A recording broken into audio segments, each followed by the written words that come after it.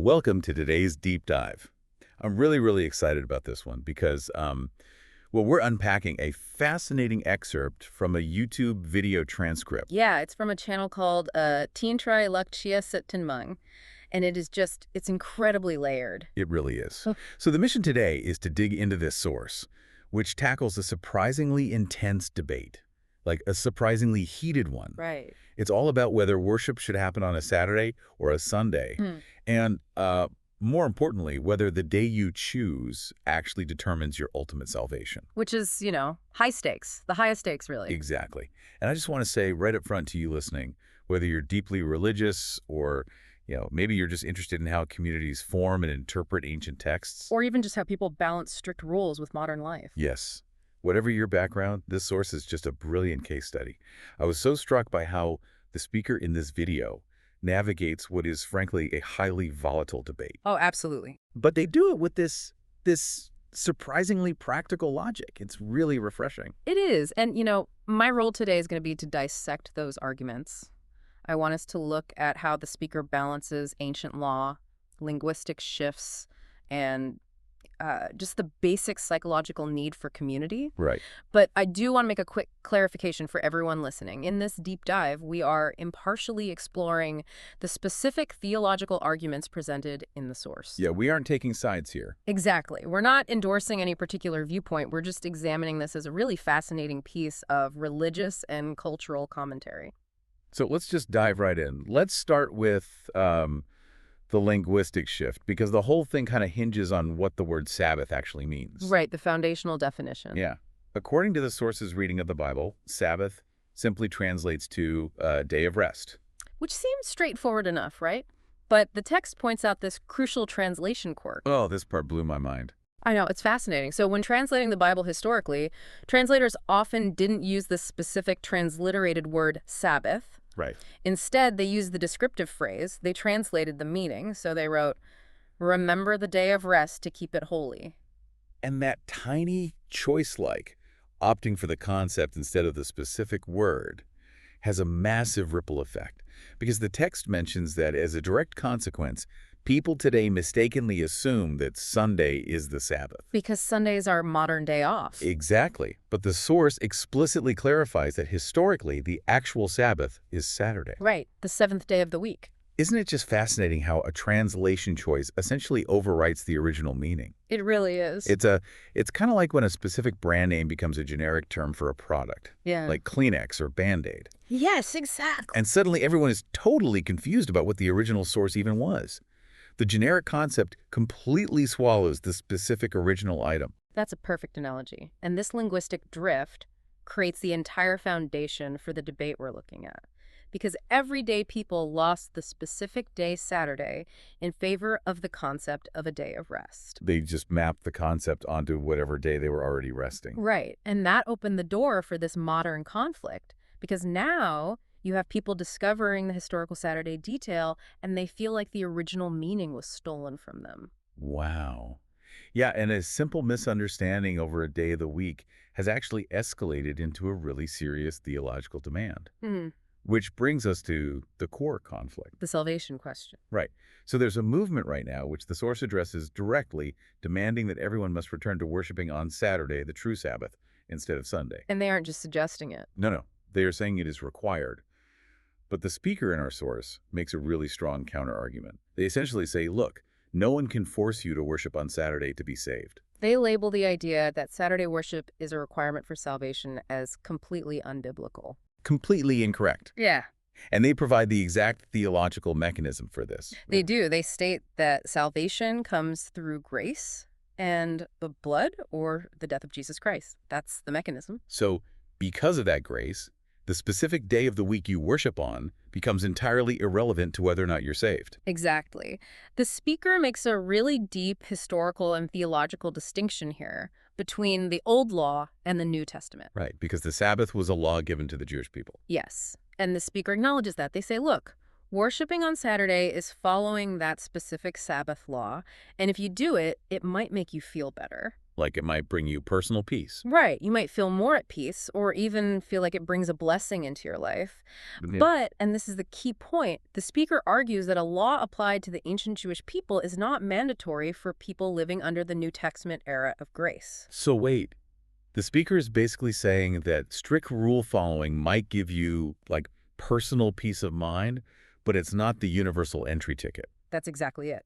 It feels like the difference between following a really strict diet because it makes you feel healthy and optimized versus running around telling everyone else they'll literally die if they don't eat exactly what you eat. Oh, that's a great way to put it. Personal utility versus projecting it as a universal life or death requirement. Right. Like, do keto if it works for you, but don't tell me I'm doomed because I ate a carb. Exactly. And when people do start telling others they are doomed for not following a strict rule, things get really ugly really fast. Which leads directly into the darker side of this debate. The text highlights some pretty intense stuff regarding extreme labels. The name calling is severe. It is. The speaker maps out these two extreme sides.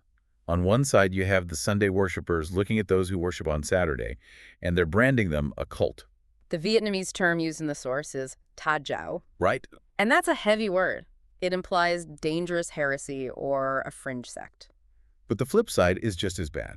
The Saturday worshipers are turning around and telling the Sunday folks that they are literally going to hell. It's the ultimate theological weapon. Yeah. The speaker's stance on this is just absolute rejection of both extremes.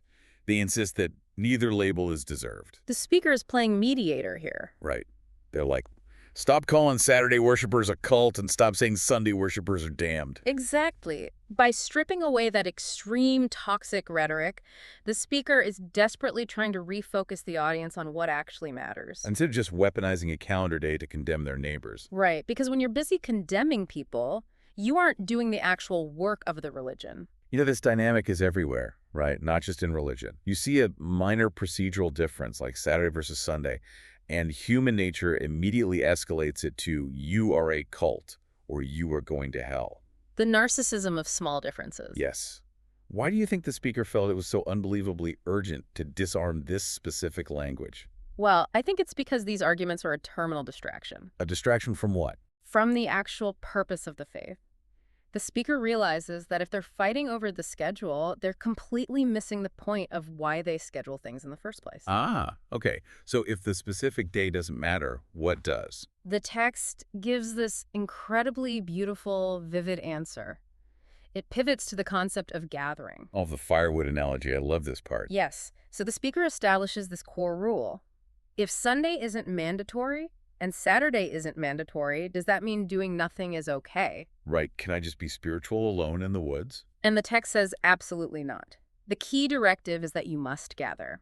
The Vietnamese phrase non lai means to assemble. You can't abandon the habit of getting together with others. Exactly. And to explain why the speaker uses that metaphor, they say that believing in God all by yourself, without co-laborers or companions, is like a single piece of firewood. It's such a brilliant visual. It really is. A single piece of firewood sitting out there on its own is going to burn out quickly. It literally cannot stay lit on its own. It needs the heat from the other logs. Wow. Yeah.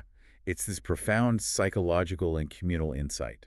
The speaker is taking all the value that people were placing on a holy day and shifting it entirely onto the idea of a holy community. Right. The calendar day is empty without the people, the companions, the co-laborers. They are what sustain the fire of faith, not the clock. I love this because it applies to so much more than just the specific religious text. Oh, absolutely. It's universal. It's like trying to learn a complex new skill or start a business entirely alone in your basement versus joining a community of peers. You need that external energy. Exactly.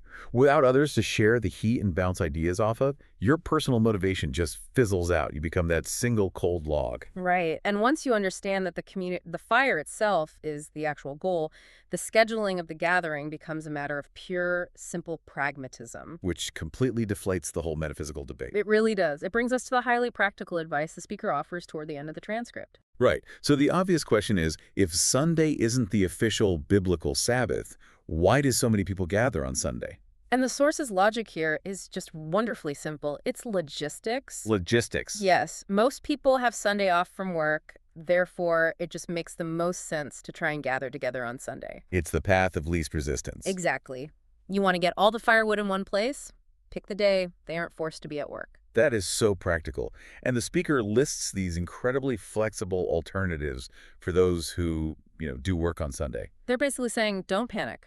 Right. They say if you work Sunday morning, you can organize a group on Sunday night, or Monday, or some other evening, or Saturday. It simply doesn't matter as long as you gather. Isn't it incredibly refreshing to hear such a pragmatic approach to something that is usually treated with such rigidity? It's very rare. The speaker essentially says, look at your work schedule, pick a day that works for your group, and God will be there. It completely democratizes the concept of worship. It does. It removes the gatekeeping. And that leads to the grand, synthesizing theological conclusion of the whole text. Which is? That God is present every single day. Oh, wow. Yeah. You can meet God and draw near to him on a Tuesday afternoon just as easily as on a Saturday morning. The divine isn't restricted by a human calendar. That is a brilliant way to tie the whole text together. It really takes you on a journey, doesn't it? It does. Let's just recap it quickly. We started with a debate over ancient laws and translation choices, how Sabbath got decoupled from Saturday. Right. Then we navigated this super toxic internet-style argument where people are throwing around words like cult and telling each other they're damned. Just brutal, fragile tribalism. Exactly. And from there, the speaker established the absolute necessity of community keeping the firewood burning. And finally landed on practical, everyday scheduling advice. It really is a masterclass in de-escalation. And it leaves you with a lot to think about regarding how we structure our own communities. Well, on that note, we want to leave you, the listener, with a final thought to ponder. Building on the source's most powerful imagery. Right. Think about your own life entirely independent of this specific religious text. What is your personal piece of firewood? Yeah, like a passion, a goal, a core belief. Exactly. What is that thing you are currently trying to keep lit all by yourself? And based on what we've unpacked today, who are the co-laborers you need to bring into your circle to ensure that fire doesn't burn out? Who do you need to share the heat with? I love that. Well, thank you all for joining us on this deep dive. It's been a great discussion. It has. We really encourage you to keep seeking out multiple perspectives and keep your fire burning. We'll catch you next time.